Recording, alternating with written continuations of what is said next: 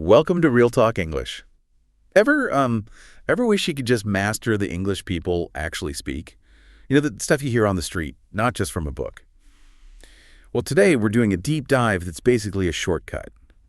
We're going to help you sound more natural, more confident in your English conversations. Yeah, exactly. And we're doing it by looking at how people really talk, specifically using examples from a great source. Desperate Housewives, mastering everyday English expressions. Right.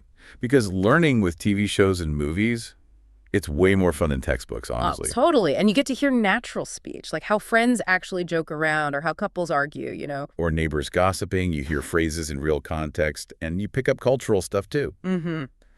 And Desperate Housewives, if you haven't seen it, it's brilliant for this. It's about these women on Wisteria Lane. It's perfect on the outside, right?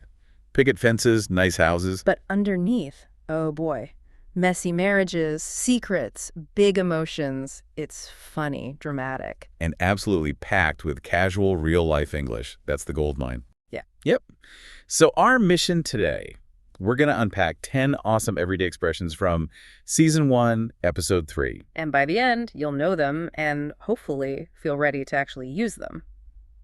Sound good? Let's do it. Okay, first up is a phrase that just screams Wisteria Lane. Keep up appearances. You hear someone say, the least we can do is keep up appearances. Right. And this basically means acting like everything's okay, even when it's totally not. Just to look good for other people. Exactly. To keep up that image, that facade. It's about what other people think, or maybe just keeping things smooth on the surface. Well, like hiding problems. Well, yeah, sometimes. Think about a family maybe worried about money, big bill coming up. Okay. But then relatives visit and the dad's like, okay, everyone, let's keep up appearances. No need to worry anyone. So it's not always about like huge lies, but maybe just managing the situation, avoiding awkwardness. Precisely. Keeping things calm, especially with family or friends sometimes. It's about social comfort. Makes sense. You know, I bet you can think of times you've seen that, or maybe even done it yourself. Okay, you're doing great already. Keep listening. You're definitely making real progress with us today. Yeah, stick with it. So from keeping things looking good on the outside, let's talk about how you feel on the inside when you're just wiped out. Okay. Our next phrase is super common. Beat. Yeah, beat. In the show, a character says, I'm sorry, but I'm beat. So like tired. More than just tired. It's like really, really tired. Exhausted, like you could just collapse and sleep for ages. Okay, so stronger than just I'm tired. Much stronger. And way more casual. You wouldn't usually say, I'm beat to your boss, probably. Right, more for friends or family, like after a super long day shopping, maybe. Yeah. You flop on the couch and say, ugh, I'm beat. Exactly that. Or after playing sports or studying all night. It's short, punchy, sounds really natural. Way more common in casual chat than saying, I am exhausted. Good one. Easy to remember, too. All right, don't quit now. You're picking up these expressions like a pro. Seriously, keep going. Yeah, you're doing awesome. So we've covered pretending things are fine and being totally exhausted. But what about when you have no idea what you're doing? You haven't planned. That leads perfectly to our next one. Wing it. Wing it. Yeah. Like the sound of that. The show has the line, Brandy and I have plans tomorrow. I suggest you wing it. Yep. And to wing it just means to do something without any preparation. You improvise, make it up as you go along. So like if you have a presentation, but you didn't really practice. Exactly. Your friend asks, did you practice? And you might laugh and say, nah, I'll just wing it. I know the stuff well enough. Okay, so it suggests you're kind of comfortable just figuring things out on the fly. Sort of. It's good for, low stakes things, casual situations, maybe last minute plans. But probably not for like a huge final exam. Definitely not. Don't wing your exams. But for a casual chat or figuring out directions or maybe even cooking without a recipe, totally fine to wing it. Okay, got it.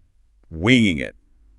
Now, speaking of figuring things out, sometimes you have to think really, really hard. Our next phrase describes that perfectly.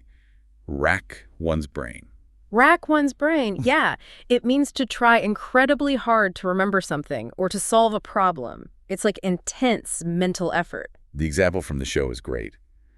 An unsettled Susan racked her brain to find a way into her own house.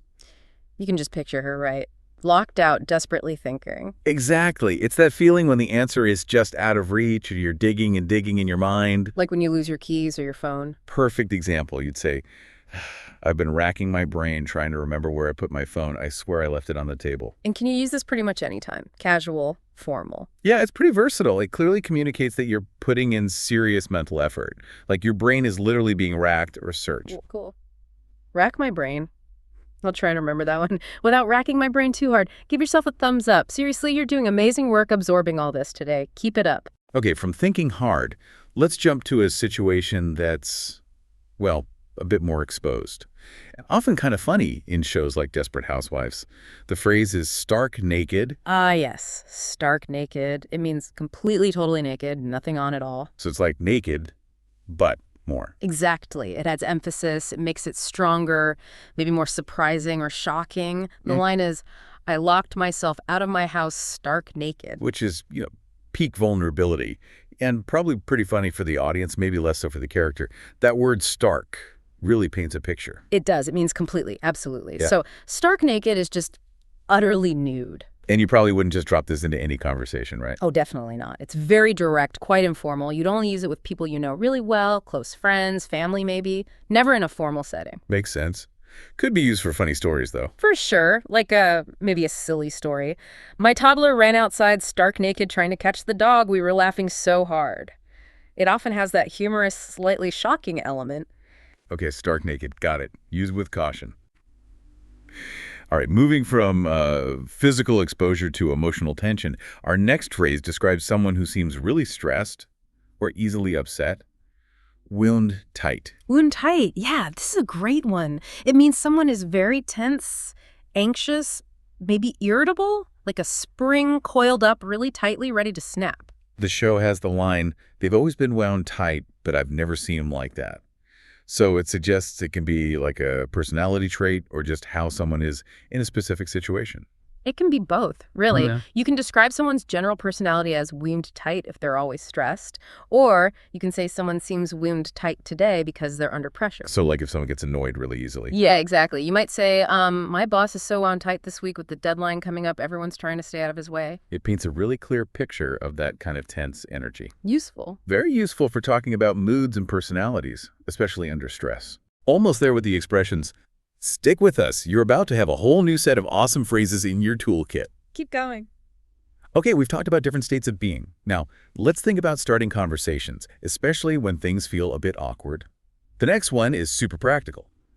Break the ice. Break the ice. Yeah, this is essential. It means saying or doing something to make a situation less stiff or awkward, to get conversation flowing. Like at a party where you don't know anyone. Exactly, or the first day of class, or meeting new colleagues. You need something to, well, break that initial frozen silence or discomfort. The line is simple. Okay, I gotta break the ice here. So how do you do it? Usually with something friendly and simple, a comment, a question, maybe a little joke, like if you're meeting a new neighbor, you could smile and say, "Hi, just wanted to break the ice. I'm Sarah from next door. Love your garden." Just making that first connection, easing people in. Precisely. It's all about making people feel more comfortable and opening the door for interaction. Super useful in almost any new social situation. Definitely going to use that one. Okay, so from starting conversations, what about when someone tries to jump into yours when you don't want them to? Our eighth expression is cut in. Right, cut in. This means to interrupt, usually when someone interrupts a private conversation or maybe even cuts in line. The show has someone saying, let them look, as long as they don't try and cut in. So it implies interrupting something personal. Yeah, often it's about interrupting a private moment or conversation. Like you're talking quietly with a friend, sharing something personal, and someone else leans in to listen. What would you say then? You might say, depending on how annoyed you are, "Hey, excuse me, could you not cut in? This is kind of private." Or more playfully, "Whoa, don't cut in." So it can be about setting boundaries. Exactly. Gently or firmly telling someone they're interrupting something they shouldn't be. Tone makes a big difference here. Okay, cut in. Don't interrupt. You've got this. Keep going. You're doing wonderfully. Just a couple more. You're nearly there. Now for something intense. Our ninth expression paints a really vivid picture of extreme anger. It's foam at the mouth. Foam at the mouth. Okay, first things first. No one is actually foaming at the mouth, usually.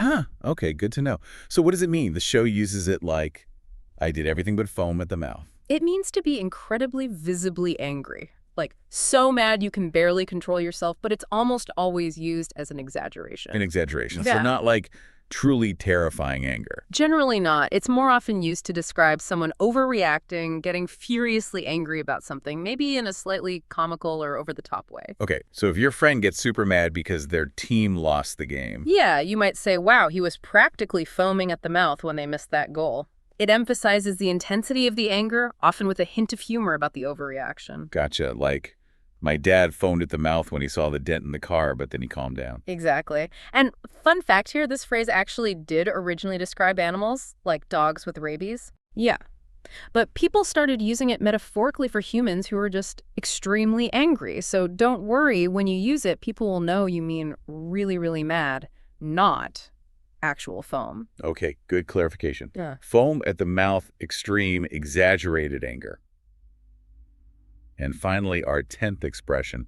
This one is about calling someone out when they're pretending. It's drop the act. Drop the act. Simple and direct. It means stop pretending, stop putting on a performance, and just be honest or be yourself. The line is, okay, drop the act. I know you gave them cookies. Yeah. So it's like you see through their pretense. Exactly. You know they're not being entirely genuine about something, and you're telling them to stop. Is it mean? Usually not. It's often friendly, even playful. Like you're saying, come on, I know what you're really thinking doing. It's okay. Okay. Like if your friend says, oh no, I'm not hungry, but they're staring really hard at your pizza. Perfect. You'd laugh and say, dude, drop the act. Just take a slice. Or if someone's pretending to be cool and uninterested, but you know they're secretly excited.